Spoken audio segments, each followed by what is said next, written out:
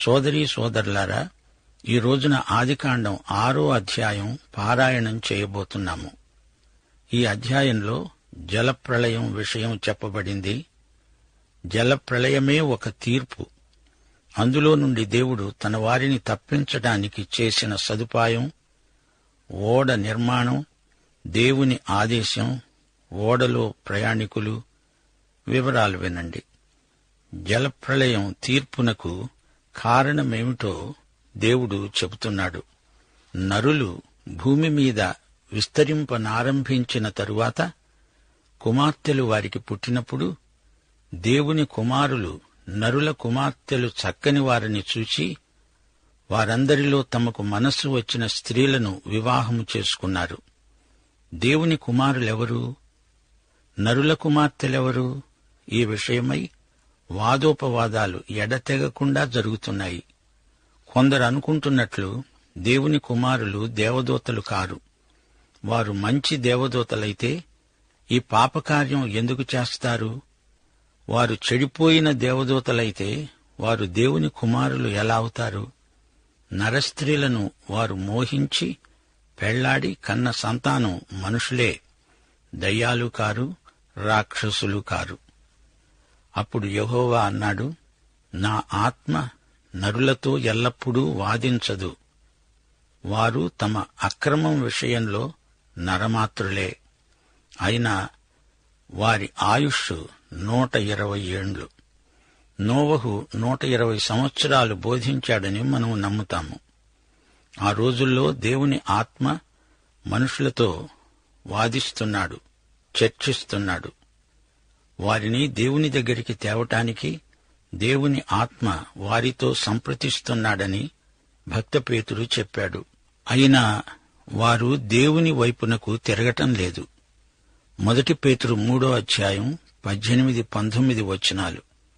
మనలను దేవుని యొద్దకు తేవటానికి అవినీతిపరులైన మన కోసం నీతిమంతుడైన క్రీస్తు శరీర విషయంలో చంపబడి కూడా ఆత్మ విషయంలో బతికించబడి పాపముల విషయంలో ఒక్కసారే శ్రమపడ్డాడు. చెరలో ఉన్న ఆత్మల వద్దకు ఆయన ఆత్మరూపిగానే వెళ్లి వారికి ప్రకటించాడు. పేతురు ఈ మాటలు రాసినప్పుడు ఈ ఆత్మలు బంధకాలలో ఉన్నారు.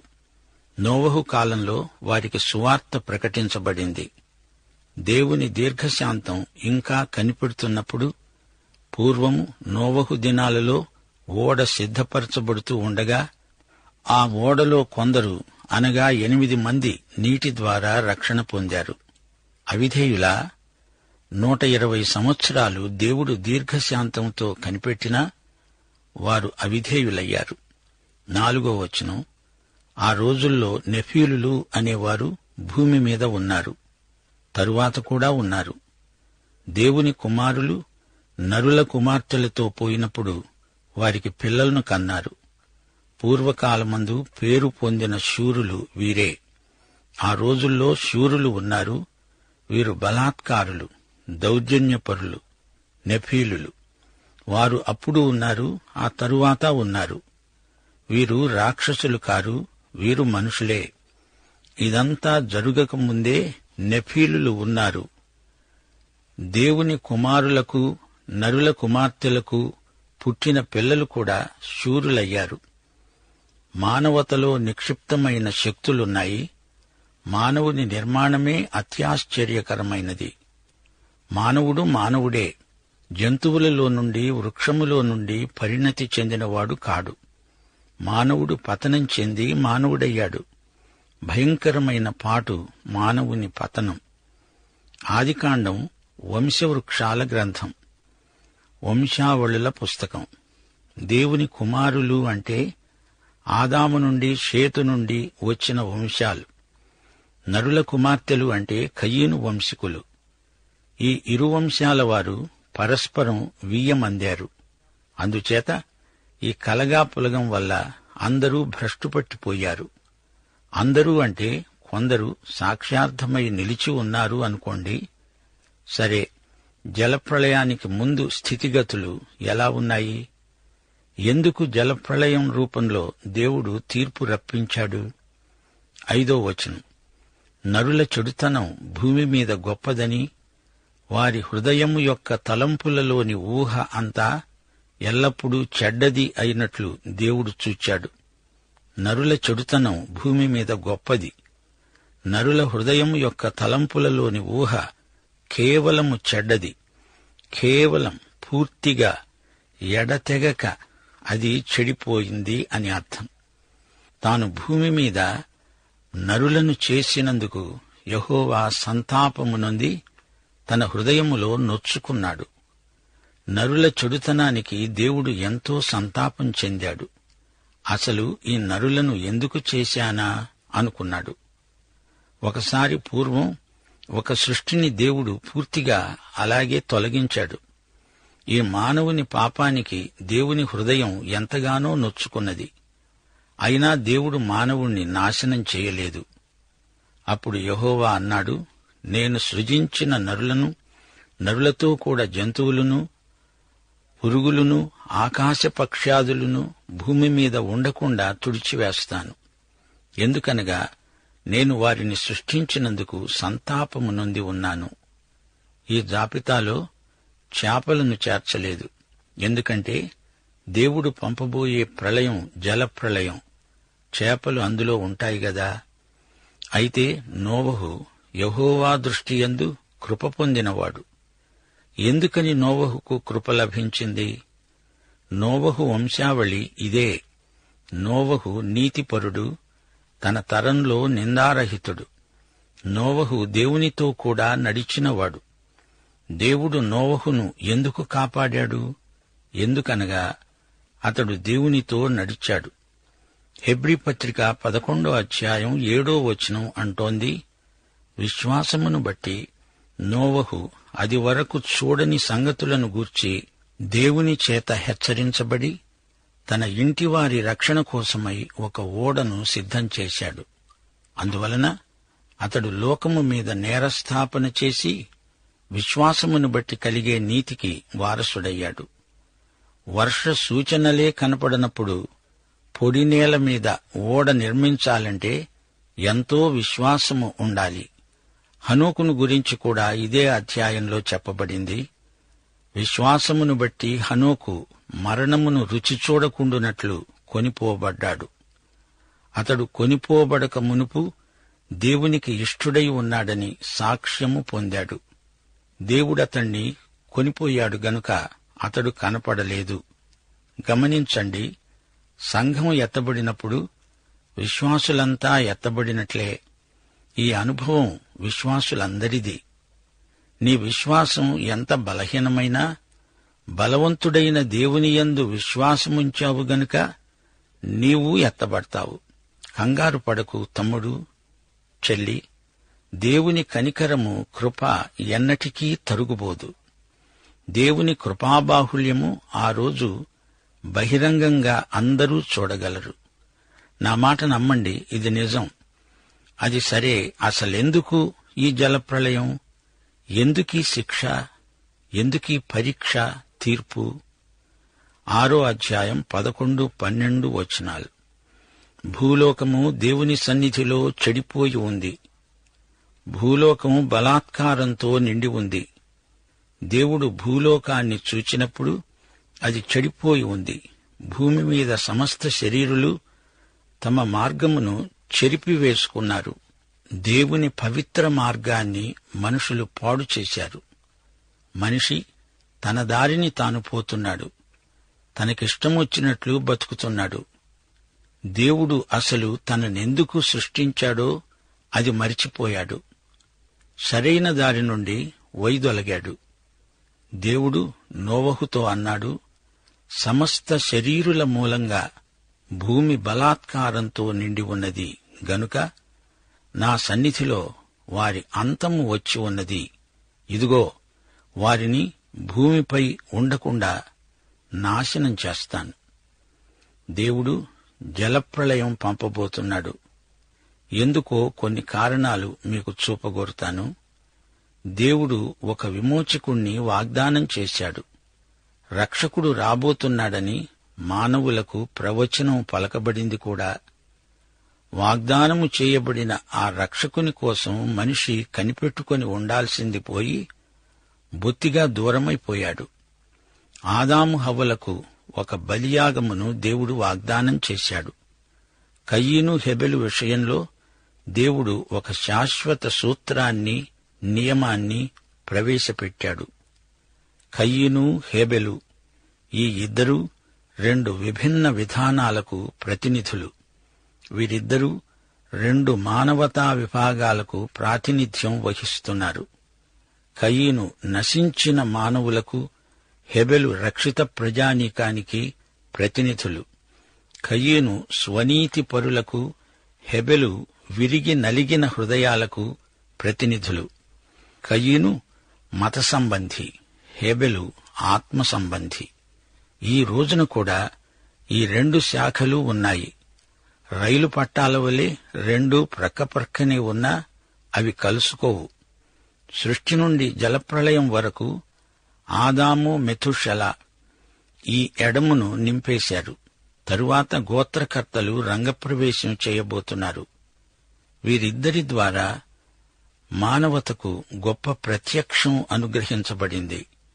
యూదాపత్రిక 14-15 వచనాలలో చెప్పబడినట్లు ఆదాము మొదలుకొని 7వ వాడైన హనోకు కూడా ప్రవచిస్తూ అన్నాడు, ఇదిగో అందరికీ తీర్పు తీర్చటానికి వారిలో భక్తిహీనులందరూ భక్తిహీనముగా చేసిన వారి భక్తిహీన క్రియలన్నిటిని గురించి, భక్తిహీనులైన పాపులు తనకు విరోధముగా చెప్పిన కఠినమైన మాటలన్నిటిని గూర్చి వారిని ఒప్పించటానికి ప్రభు వేల కొలది పరివారాలతో వచ్చాడు. నోవహు కూడా తాను ఒక చెంప ఓడ నిర్మిస్తూ మరో చెంప బోధిస్తూనే ఉన్నాడు. హనోకు మాయమైపోగానే ప్రజలందరూ ఇది దేవుడు చేసిందే అని, మానవ వ్యవహారంలో దేవుడు జోక్యం కలిగించుకుంటాడని గ్రహించారు. మెతుషెలాను గురించి, అతని పేరుకు ఉన్న అర్థాన్ని గురించి అందరూ తలపోసి ఉంటారు. మెతుషెల చనిపోగానే జలప్రళయం రాబోతుందని ప్రజలకు తెలిసిపోయింది. అంతేకాదు, ఇందులో పరిశుద్ధాత్మ పరిచర్య కూడా ఉంది. దేవుడే అన్నాడు, నా ఆత్మ ఇక మీదట మానవునితో వాదించటం జరగదు. మానవుడు దేవుణ్ణి పూర్తిగా విసర్జించినప్పుడు భూమిపైకి పంపిన తీర్పే జలప్రళయం. మానవత యావత్తూ దేవునికి దూరమైపోయింది. రోమాపత్రిక 3వ అధ్యాయం 10వ వచనం, నీతిమంతుడు లేడు, ఒక్కడూ లేడు. అయితే దేవుణ్ణి నమ్ముకున్న నీతిమంతులు కొందరు లేకపోలేదు. వీరే నోవహు, అతని కుటుంబము. ఇతడు దేవునితో నడిచాడు, దేవుని యందు విశ్వసించాడు. విశ్వాసమును బట్టి నోవహు పనిచేశాడు. పొడి నేల మీద ఓడ నిర్మాణం చేయటానికి సాహసించిన విశ్వాసవీరుడు నోవహు. వర్షాలే గనక వచ్చి ఉండకపోతే నోవహు వ్యవహారమంతా నగుబాట్ల పాలైపోయేది. 120 ఏండ్లు అతని నిరీక్షణలో విశ్వాస పరిపక్వత కనిపించింది. యేసు ప్రభు తన రాజ్యం స్థాపించడానికి వచ్చినప్పుడు నోవహు దినములలో జరిగినట్లే జరుగుతుంది. అలాంటి పరిస్థితులు ఇప్పుడే ప్రవర్తిల్లుతున్నాయి. ఈ అధ్యాయం ఆరంభంలో ఏమి చెప్పబడింది? నరులు భూమి మీద విస్తరింపనారంభించిన తర్వాత కుమార్తెలు వారికి పుట్టినప్పుడు అలాగే లోక జనాభా విపరీతంగా ఈ రోజున విస్తరిస్తున్నది. లోకం నలుదిక్కులకు సాంద్రంగా జనసంఖ్య పెరిగిపోతున్నది. లోకమంతా జనంతో కిక్కిరిసిపోతున్న రోజులివి. మహాశ్రమల కాలంలో దేవుని పరిశుద్ధాత్మ ఇక గోజాడదు, వాదించదు, చెడుగును నిరోధించదు. పాపం బరితెగిపోతుంది. నిజమైన భక్తిగల బోధకులకు ఈ రోజున విశేష ప్రచారం లేదు. అచ్చం నోవహు దినములే ఇవి అనిపిస్తోంది గదూ.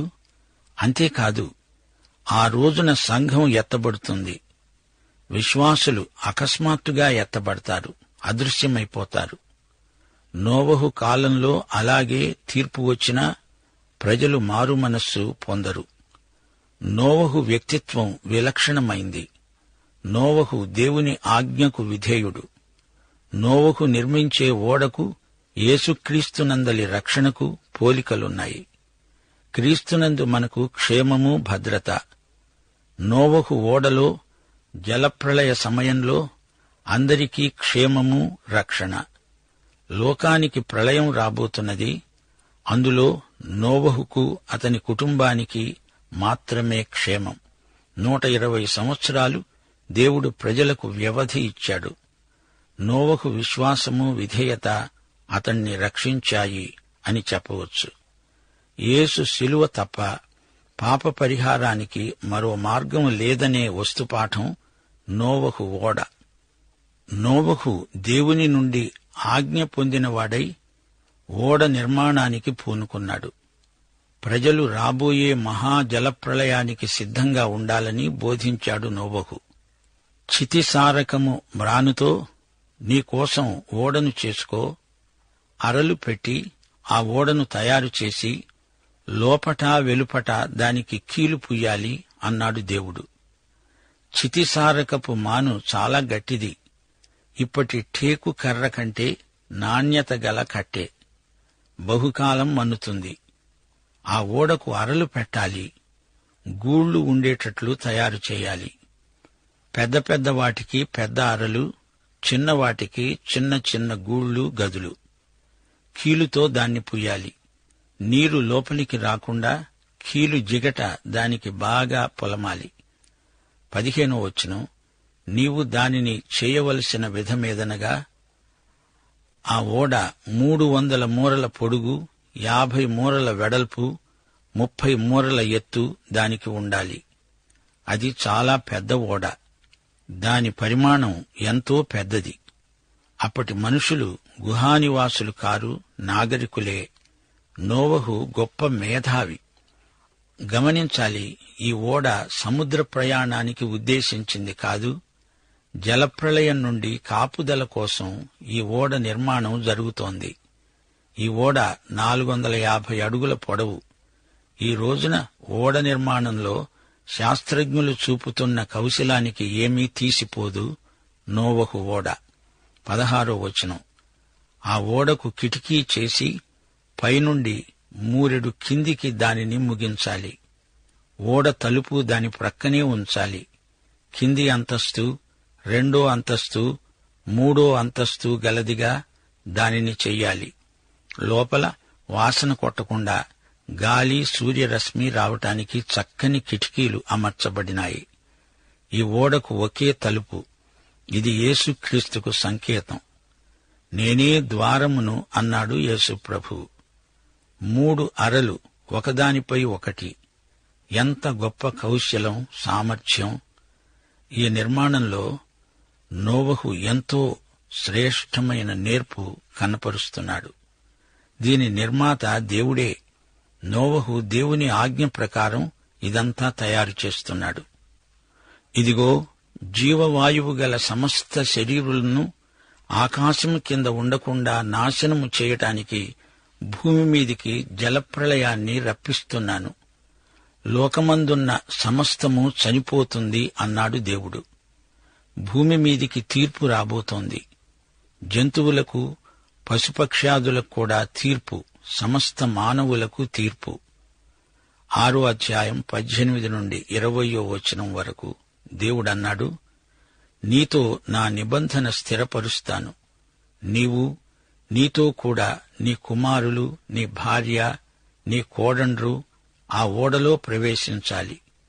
నీతో కూడా వారిని బతికించి ఉంచుకోవడానికి సమస్త జీవులలో, అనగా సమస్త శరీరుల యొక్క ప్రతి జాతిలోనివి 2 చొప్పున నీవు ఓడలోనికి తేవాలి. వాటిలో మగది, ఆడది ఉండాలి. నీవు వాటిని బతికించి ఉంచుకోవడానికి వాటి వాటి జాతుల ప్రకారం పక్షులలో, వాటి వాటి జాతుల ప్రకారం జంతువులలో, వాటి వాటి జాతుల ప్రకారం నేలను పాకే వాటన్నిటిలో ప్రతి జాతిలో 2 చొప్పున నీ వద్దకు అవి వస్తాయి. గమనించాలి, ప్రతి జాతిలో 2. నోవహు ఈ జంతువులను వేటాడి పట్టుకోవచ్చాడా? అవే వచ్చాయి. జంతువులు అపాయాన్ని పసికట్టి పరిగెత్తుకుంటూ క్షేమకరమైన చోటికి వస్తాయి. జలప్రళయం వస్తుందని ఈ జంతువులకు తెలిసిపోయింది. అందుకే అవి ఆదరాబాదరాగా వచ్చేశాయి. నోవహుకు అది సమస్య కానే కాదు. వాటంతట అవే వచ్చాయి. 21, 22 వచనాలు. తినటానికి నానావిధాలైన ఆహార పదార్థాలను సమకూర్చుకొని నీ దగ్గర ఉంచుకో. అవే నీకు వాటికి ఆహారం. దేవుడు తనకు ఆజ్ఞాపించిన ప్రకారం నోవహు అలాగే చేశాడు. నోవహు చేస్తున్న పని ప్రయోగాత్మకమైనది, ప్రయోజనాత్మకమైనది. నోవహు ఓడలోని జంతువులన్నీ ఆ రోజు వరకు శాకాహారులే. అందులో ఏదీ మాంసం తినదు, ఒకదాన్ని ఒకటి చంపదు. యెషయా 11వ అధ్యాయం 6, 7 వచనాల్లో తిరిగి జంతువులు కూడా ప్రథమ స్థితికి వచ్చే కాలం 1000 ఏండ్ల పరిపాలన అని చెప్పబడింది. తోడేలు, గొర్రెపిల్ల కలిసి వాసం చేస్తాయి. చిరుతపులి మేకపిల్ల వద్ద పరుంటుంది. దూడ, కొదమసింహము, పెంచబడిన కోడె కూడుకొనగా బాలుడు వాటిని తోలుతాడు. ఆవులు, ఎలుగుబంట్లు కలిసి మేస్తాయి. వాటి పిల్లలు ఒక్కచోటే పరుంటాయి. ఎద్దు మేసినట్లు సింహం గడ్డి మేస్తుంది. నోవహు నాటి స్థితే మరలా రాబోతోంది. దేవునికి స్తోత్రం. ఆదికాండం 6వ అధ్యాయం ఇంతటితో సమాప్తం. ప్రార్థన చేసుకుందాం. దేవా, తండ్రి, నీ వాక్య దర్శనం మా ఆత్మలను, జీవములను, శరీరములను స్వస్థపరిచి మమ్ములను మహోజ్వలమైన నిత్య భవిష్యత్తుకు సిద్ధం చెయ్యాలని ప్రార్థిస్తున్నాము తండ్రి. ఆమేన్.